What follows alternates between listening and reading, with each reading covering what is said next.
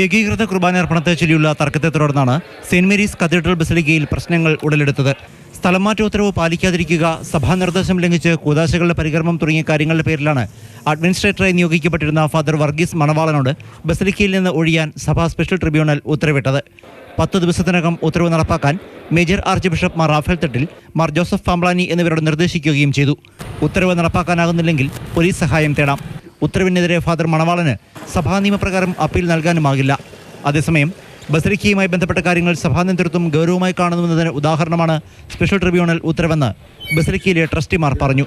ചുമതലകളിൽ നിന്നെല്ലാം നീക്കം ചെയ്യപ്പെട്ടുവെങ്കിലും അദ്ദേഹം അനധികൃതമായും നിയമവിരുദ്ധമായും പള്ളി കോമ്പൗണ്ടിനുള്ളിൽ താമസിക്കുന്നു. പോലീസ് പ്രൊട്ടക്ഷൻ ഹൈക്കോടതി തള്ളിയിട്ട് പോലും അവിഹിതമായി അവിടെ താമസിക്കുന്ന പുരോഹിതന് അവിഹിതമായി പോലീസ് സംരക്ഷണം കൊടുക്കുന്നു. പോലീസ് സംരക്ഷണമുള്ള പുരോഹിതനും ട്രസ്റ്റിയും ഓഫീസ് തുറന്ന് പ്രവർത്തിക്കുമ്പോൾ പോലീസ് തുറക്കാൻ അനുവദിക്കുന്നില്ല.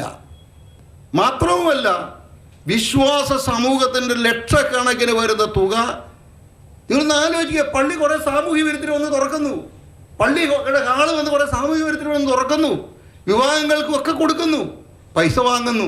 ബസിലിക്ക ഇടവകയിൽ ഏതാനും വിശ്വാസികൾ ഒഴികെ സഭാ നേതൃത്വത്തെ അനുസരിക്കുന്നവരാണെന്ന് ട്രസ്റ്റിമാർ പറഞ്ഞു.